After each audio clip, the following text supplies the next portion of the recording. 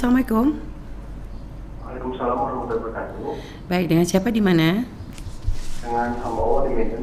Dengan hamba Allah di Medan. Baik, kita bersolat terlebih dahulu. Allahumma sholli wa sallim barik alaihi wa ala sahbihi. Baik, silakan langsung bertanya kepada Buya. Assalamualaikum Buya. Assalamualaikum.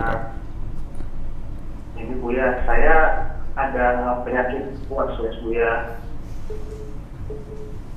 Penyakit waswas ini tentang dosa jariah Buya. Jadi saya ketakutan gitu Buya. Misalnya saya lagi di depan orang lain, saya berbuat dosa gitu, orang melihat, orang mengiru saya jadi ikut mengalir dosa saya gitu Buya. Apalagi ada riwayat katanya semua dosa diampuni kecuali yang terang-terangan. Jadi saya ketakutan gitu Buya. Karena mau ngomong apapun, kalau dosa gimana ya gitu Buya. Kadang kepikiran kayak gimana kalau saya dosa munafik atau apa, atau misalnya saya berbuat dosa besar itu di depan orang, apa saya sadar gitu Buya.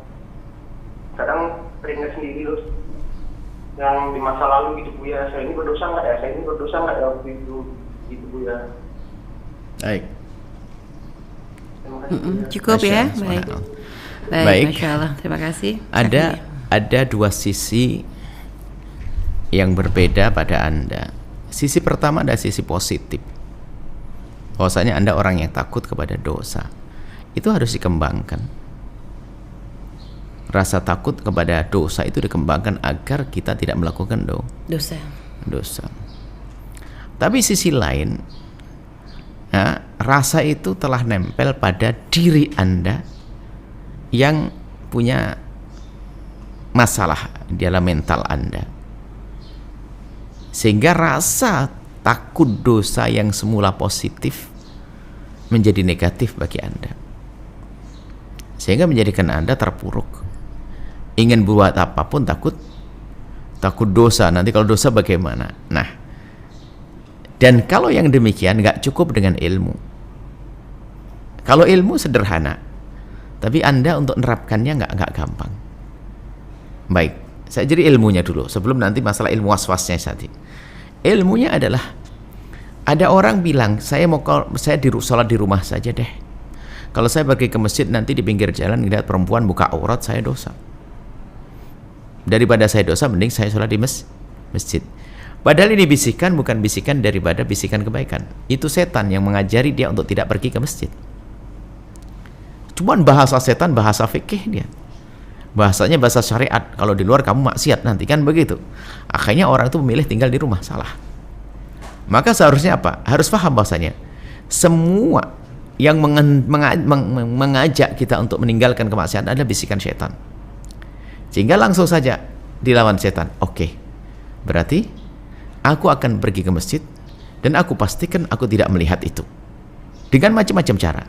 Maka dia dapat dua pahala. Pahala jauhi kemaksiatan dan pahala pergi ke tempat kebaikan, ke masjid. Jadi dilawan. Jadi kalau orang mendahulukan takut dulu, ya kan? Mendahulukan takutnya sehingga semua orang tidak bisa berbuat baik pada akhirnya. Mau sedekah pun was-wasnya muncul. Nanti saya sedekah riya, rugi dong riya daripada dosa, mending tidak usah sedekah kan kacau nanti. Terus ini karena mentalnya yang rusak. Tapi lakukan kebaikan dan sambil kita meninggalkan kemaksiatan, maka kita dapat pahala double. Jadi rasa takut Anda kepada dosa adalah positif dan itu pupuk, suburkan itu semuanya. Tapi Anda harus tahu Allah Maha Pengampun. Allah Maha Pengampun dengan segala dosa yang dilakukan seorang hamba asalkan dia serius dalam memohon ampun akan diampuni. Kemudian Anda berusaha untuk menjauhi kemaksiatan tersebut. Nggak usah Anda. Ini secara teori ilmu, tapi permasalahan Anda punya was-was. Anda kepikiran ke sana. Jadi sekarang untuk mengobati, tentunya ahlinya yang mengerti dalam urusan waswas. Sebetulnya urusan Anda bukan waswas, urusan dosa saja. Kalau dicermati biasanya orang itu semula adalah waswas bersuci saja. Ada waswas dosa. Sebetulnya kalau dilacak lebih jauh lagi, dia tidak hanya waswas di situ. Dalam banyak hal dia waswas. Sebab yang masalah bukan objek, bukan permasalahan apa tadi dosanya, bukan permasalahan airnya, tapi permasalahan di mental Anda. Jadi Anda mungkin datang pada psikolog juga dalam hal ini. Saya bukan bagiannya. Kami hanya mengarahkan saja. Nanti kalau kami sudah selesai, saya kalau sekolah saya baru ngomong.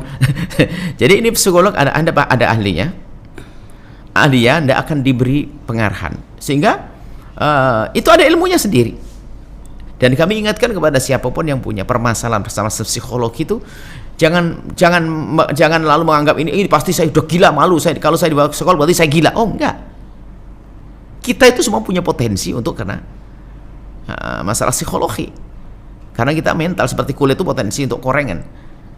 Ya itu namanya kulit. Yang nggak punya kulit nggak akan korengan, kan begitu ya. Jadi seperti itu. Yang punya jantung ya mungkin jantungan, kan sakit jantung. Karena ada jantungnya. Yang nggak ada jantung nggak ada sakit jantung. Sehingga Anda punya mental mungkin sakit mental. Maksudnya kepada semuanya kami seru. Yang punya gejala-gejala semacam ini jangan dibiarkan, karena itu kan kemana-mana. Ini terbukti yang was-was. Ini nggak akan bisa berbuat baik.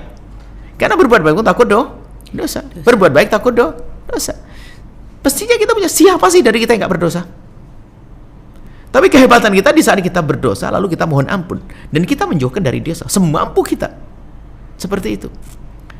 Jadi kemudian urusan was-was itu adalah memang was-was secara umum itu kalau kita mendengar, bukan yang dari yang kita baca, yang kita ini, was-was itu nggak boleh dilawan. Orang nggak akan mampu melawan was-was. Was-wasnya dilawan ini nggak bisa. Ini kayak orang nyinyir itu. Jadi kalau kita lawan tambah jadi dia tuh was-was itu. Ya kan? Tapi was-was itu hendaknya apa? Nggak dituruti juga. Dituruti juga kacau, bahaya. Maka was-was itu ada cuekin. Maksudnya apa? Kita mengalihkan yang lainnya. Di saat Anda ingin melakukan itu, sudahlah. Anda kerjain yang lainnya. Sampai mental Anda kering itu. Lukanya, borok mental Anda itu kering. Nanti sembuh. Jadi Anda harus punya aktivitas. Lah ini hal begini ini, pakarnya lebih ngerti bagaimana untuk mengalihkan ini sampai sembuh. Kalau mungkin sederhananya, kalau kita mungkin pertolongan pertama pada kecelakaan psikologi lah, kalau PPPK gitu kan. Biasanya kalau di desa itu kan minum jamu sakit perut pakai kunir rapuh sama jamu apa madu. Nah, kita bisa saja mengarahkan, misalnya Anda mungkin kegiatan yang positif di rumah, mungkin olahraga yang minum air yang banyak, kemudian juga Anda harus mempunyai kegiatan yang lainnya, biarpun bukan urusan agama tapi mubah, nyiram bunga, miara ayam segala macam, Anda ke sawah, gitu.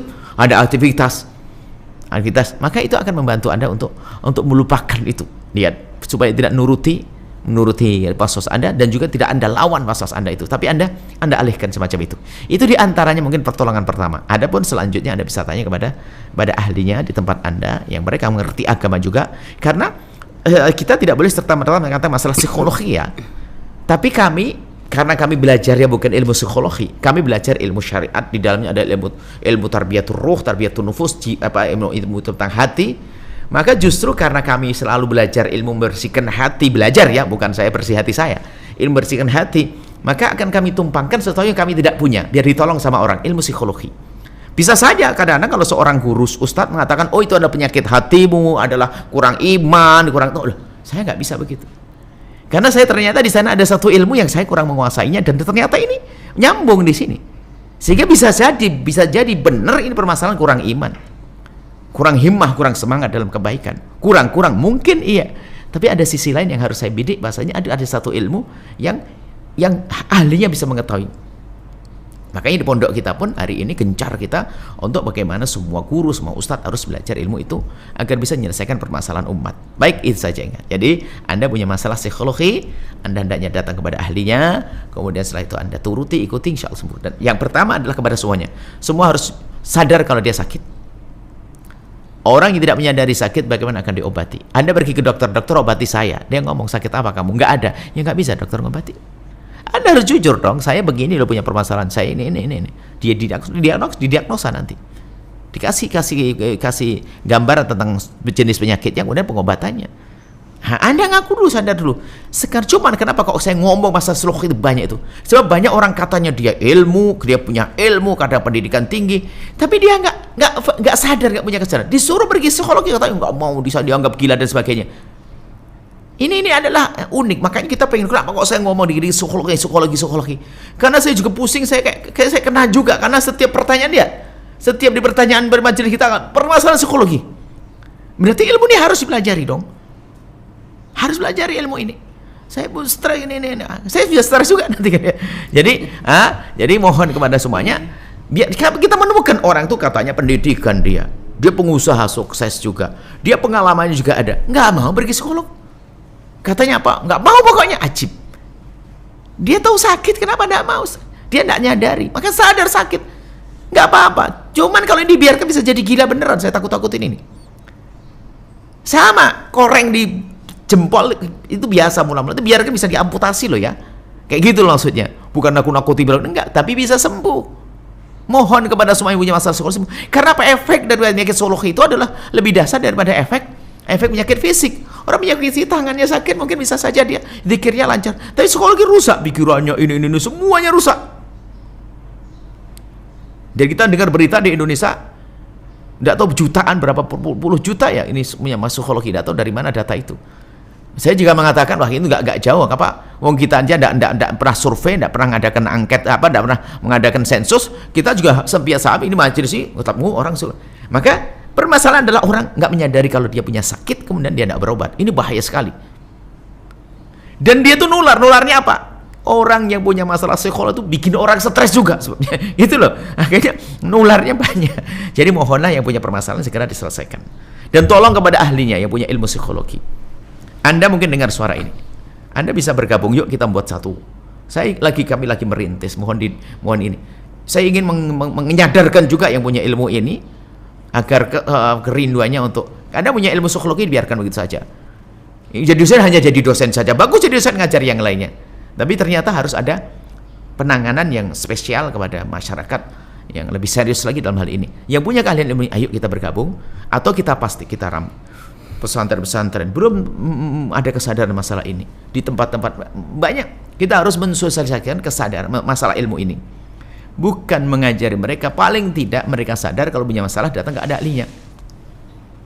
Ini saja, semoga Allah menjaga semuanya. Setelah Anda menyaksikan video ini, jangan lupa berselawat kepada baginda Nabi Muhammad sallallahu alaihi wa alihi wa sahbihi wasallam.